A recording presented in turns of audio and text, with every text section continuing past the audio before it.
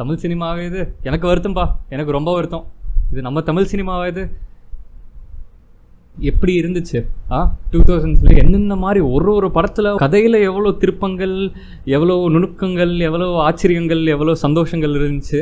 அந்த மாதிரி ஒரு எராவில் இருந்துட்டு, அந்த மாதிரி ஒரு கிரேட் பீரியட் ஆஃப் தமிழ் சினிமாவில் இருந்துட்டு, என்ன மாதிரியான பீரியடு 2018லாம் செக்கச்சவந்த வானம், 96 சூப்பர் டீலக்ஸ் அப்படின்ட்டுலாம் இருந்துட்டு 2020க்கு அப்புறம் என்ன மாதிரியான படம் வந்துக்கிட்டு இருக்கு. ஆனால் கான்ட்ராஸ்ட் என்னென்னா, அப்போது இருந்த ஹைப், அப்போ இருந்த செலிப்ரேஷன், அப்போது இருந்த இதுக்கான மதிப்போட இப்போ நம்ம இதை போட்டு போட்டு போட்டு போட்டு ஹைப் பண்ணி இந்த படம் வந்துருச்சுன்னா பார்த்தே ஆகணும் அப்படிங்கிற மாதிரி ஆயிடுச்சுங்கிற போது இட்ஸ் இஸ் சேட். ஏன்னா இவங்க மார்க்கெட்டிங்கில் ஸ்பெண்ட் பண்ணி நம்ம கண்ணுக்கு முன்னாடி இருந்தே ஆகணும்னு சொல்லிட்டு கொண்டு வரும்போது understandable. But there are a few things, there are so many things that R wrong. இப்போ இருக்கிற சினிமாவில் நிறைய பிரச்சனைகள், நிறைய சின்ன சின்ன சின்ன சின்ன திருத்தங்கள் பண்ணால் நல்லாவே இருக்கலாம் நம்ம. ஆனால் அதெல்லாம் லைட்டாக ஒதுக்கி வச்சுட்டு மெயின் பிரச்சனை என்னென்னா, எனக்கு தெரிஞ்ச வரைக்கும் படங்கள் எப்போ ப்ராஜெக்ட்ஸாக மாறிச்சோ 2020 2021க்கு அப்புறம் எப்போ அப்படி மாறிச்சோ ஜோலி ஓவர். நான் இதெல்லாம் புரிஞ்சுக்க பார்த்துக்கிட்டு இருக்கனால எனக்கு தெரிய வருது என்னென்னா, இது முன்னாடி இருந்தே நடந்துகிட்ருக்கு. பட் ஃபோக்கஸ் இஸ் இப்போது யார் எவ்வளோ மார்க்கெட் வேல்யூ இந்த பாயிண்ட் ஆஃப் டைமில் எவ்வளோ பேர் வச்சுருக்காங்க, இவங்கெல்லாம் சேர்த்து கொண்டு வந்தால் இவ்வளோ பட்ஜெட் ஆச்சுன்னா இந்த பணத்தை போட்டால் இவ்வளோ எடுக்க முடியுமா, இதுக்கு இவ்வளோ மார்க்கெட்டிங் ஸ்பெண்ட் எடுத்தால் இவ்வளோ எடுக்க முடியும், சரி போட்டுரு அப்படிங்கிற மாதிரி there is bringing people together. அப்பப்போ யார் மீடியாவில் இருக்காங்களோ தூக்கி போட்டு பண்ணிக்கிட்டு இருக்காங்க. This is always been the case. இது இப்போ தான் பண்ணுறாங்கன்னா இல்லை, இதுதான் ப்ரொடியூசரோட வேலை, இதுதான் அவங்களோட ஒரு மெயின் ரெஸ்பான்சிபிலிட்டி. ஆனால் இந்த காலத்தில் அது மட்டும்தான் நடக்குது, அந்த மாதிரி மட்டும்தான் நடக்குது. என்னென்னா இது பண்ணோம் அப்படின்னா கில்ட்டி ப்ளஷரில் டெஃபினட்டாக அவங்க வந்து பார்த்தே ஆவாங்க அப்படிங்கிற மாதிரி they found few tricks, story wise ஆகட்டும் சரி, இல்லை சில எலமெண்ட்ஸ் ஆகட்டும் சரி, கண்டுபிடிச்ச உடனே திருவுறாங்க. நம்மளும் ஹெல்ப்லெஸ்ஸாக கை தட்டிக்கிட்டு இருக்கோம் ஒரு டைமுங்கிறது தான். It's the saddest state. ஒரு 90s to 2000sக்குள்ளே பிறந்திருந்தீங்கன்னா நீங்கள் சொல்லுங்கள், சின்ன வயசுலேருந்து வளர பார்த்த படங்கள்லாம் இப்போ உட்காந்து பார்த்தாலும் நல்லா தான் இருக்குது. So very simply, these are not just movies that felt good when we were kids. ஜெனுவனாக நல்ல படங்கள்லாம் நிறையா இருக்குது. காமெடி படமாகட்டும் சரி, ஆக்ஷன் படமாகட்டும் சரி, பேய் படமாகட்டும் சரி, த்ரில்லர் படமாகட்டும் சரி, டிடெக்டிவ் படம் எக்கச்சக்கமாக இருந்துச்சு. ஃபீல் குட் படமே எக்கச்சக்கமாக ஜான்ரலாக இருந்துச்சு. ஃப்ரெண்ட்ஸு, ரிலேட்டிவ்ஸு, நல்லவங்க நல்லது செய்கிறது, இல்லை அதில் என்ன ஃபேமிலிங்களுக்கு நடுவில் இருக்கிற ட்ராமாங்கிற மாதிரி என்னென்ன மாதிரி இருந்துச்சு.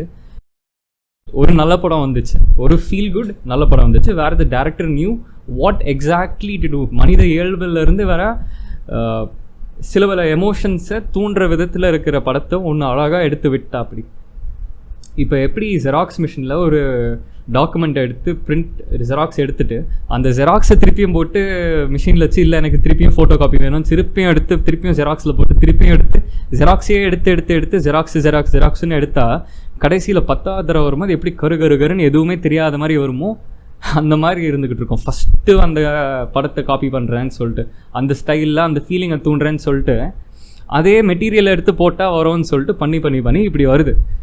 மேட்டர் என்னென்னா, பிரச்சனை என்னென்னா, ஆல் ஆஃப் அஸ் இந்த 10வது தடவை கருன்னு லிட்டரலாக பிளாக் கலர் பேஜை பார்த்துக்கிட்டு நல்லா தானேப்பா இருக்குது, லெட்டர் தெரியுது அப்படின்னு சொல்லிட்டு லிட்டரலாக இருட்டை பார்த்துக்கிட்டு நம்ம கை தட்டிக்கிட்டு இருக்கோம். ஆனால் இது நம்ம கண்டினியூஸாக ஒன்றுக்கு எடுத்து ஒன்றுன்னு பார்த்துக்கிட்டே இருக்கனால நமக்கு அது மறைஞ்சது கூட தெரியாமல் இருக்கிறது தான் is the issue, is what I feel. Hi, editor ஆதிஷ்யூர். நான் இப்போ வீடியோ பார்த்துட்டு இருக்கும்போது தான் தெரிஞ்சு what I meant to say is hero worship மட்டும் பிரச்சனை இல்லை.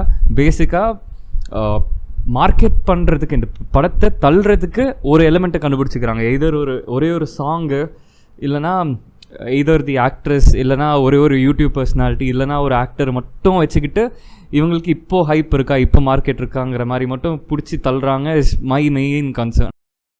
சொன்ன மாதிரி there are so many different சின்ன இஷ்யூஸ், ரைட்டா? இதெல்லாம் லைட்டாக நம்மலாம் பரவாயில்ல அப்படின்னு தட்டி கொடுத்து நம்ம கொண்டாட வேண்டிய ஆடியன்ஸ் நம்ம அப்படி தான் பண்ணிட்டு இருந்திருக்கோம். முன்னாடிலாம் நிறைய சின்ன இஷ்யூஸ் இருக்கிற படங்கள் இருந்தாலுமே பார்த்துக்கலாம் அப்படின்னு சொல்லிட்டு தலையில் தூக்கி வச்சுலாம் கொண்டாடி இருக்கோம் முன்னாடிலாம். இப்போது வித்தியாசமான நல்ல ஒரிஜினல் கான்செப்டில் ஹீரோனை பிடிச்சி வர்ஷிப் பண்ணாத குறையாக இருக்கிற படம் எல்லாமே நல்ல படம் தான் என் ஒப்பீனியனில். அவங்க என்ன அதில் நல்லதை பண்ணியிருக்காங்களா இல்லை ரொம்ப மொக்கையாக பண்ணியிருக்காங்களாங்கிறது அது கேஸ் பை கேஸ் இருந்தாலுமே overall that is a good trend.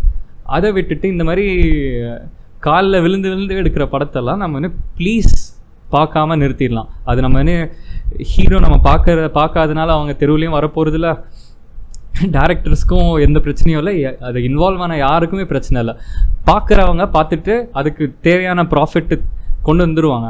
அது நம்ம கூட்டம் இல்லை. இது வீடியோ நீங்கள் பார்க்குறீங்கன்னா உங்களுக்கும் இந்த கன்சர்ன் இருக்குங்கிறது எனக்கு புரியுது. You don't have to go watch this movie. அது பார்க்கலன்னா பரவாயில்ல. அப்புறம் என்ன தான் பண்ணுறது? இப்போ நாங்கள் ஃப்ரெண்ட்ஸோடு உட்காந்துக்கிட்டு இருக்கோம், புதுசாக ஏதோ வந்துருச்சேன்னு சொல்லிட்டு எல்லோரும் போய் பார்த்தோம், அவ்வளோதானே அப்படின்னா அது ஷுவர். பட் அது டேட்டாவாக அவங்களுக்கு பாசிட்டிவ் அப்படின்னு தான் போய் சேரும். அவங்களாம் அதே நல்ல டேட்டாவாக எடுத்துக்கிட்டு அதே படத்தை திருப்பி பண்ணிக்கிட்டு இருக்காங்க. What you can do is producers பண்ணுற அதே விஷயந்தான். படத்தை எடுத்து ரீரிலீஸ் பண்ணிக்கிட்டு இருக்காங்க இல்லையா, பழைய படம் பாருங்கள், பழைய படம் எல்லாம் ஃப்ரெண்ட்ஸோடு சேர்ந்து பாருங்கள். இந்த மாதிரி படம் வரும்போது ஸ்கிப் பண்ணிடுங்க. Because you have the power to say how the movies are getting mad. உங்களுக்கு நல்லா இல்லை நல்லா இருக்குன்னா பார்க்காதீங்க. நல்லா வரும்போது நல்லா வச்சு செலிப்ரேட் பண்ணலாம். பொங்கல் திருவிழா மாதிரி 4-5 நாள் வச்சு கொண்டாடலாம். ஒரே படத்தையே திருப்பி திருப்பி பார்த்து கூட கொண்டாடலாம். பட் இதெல்லாம் தயவு செஞ்சு என்கரேஜ் பண்ணாதீங்க. பண்ணிங்கன்னா இதான் நடந்துக்கிட்டு இருக்கோம். இதை புரிஞ்சிக்காத நிறைய பேரும் இருக்காங்க, நீங்களுமே இருக்கலாம் ஆளாக. இது உங்களுக்கான அட்வைஸ் இல்லை, நீங்கள் போய் பாருங்கள், தப்பு இல்லை. பட் இது உங்களுக்குன்னு புரிஞ்சு ஒத்துக்கிற மாதிரி இருந்தீங்கன்னா அவ்வளோதான். இதை தவிர்த்து there are so many different பிரச்சனை. நான் ஒவ்வொரு படத்துக்கும் ஏன் ஒர்க் ஆகலைன்னு சொல்லிட்டு நிறைய டைம் ஸ்பெண்ட் பண்ணி புரிஞ்சுக்க பார்த்துக்கிட்டு இருக்கேன். ஆடியன்ஸ் பர்செப்ஷன் ஆகட்டும் சரி, நம்ம பசங்கள்லாம் என்ன சொல்கிறாங்க ஆகட்டும் சரி, கலெக்ஷன் வைஸ் என்ன சொல்கிறாங்க, ப்ரொடியூசர் என்ன சொல்கிறாங்கிற மாதிரி நிறையா புரிஞ்சுக்க பார்த்துட்டு தான் வந்துக்கிட்டே இருக்கேன் ஒரு 4-5 வருஷமாக.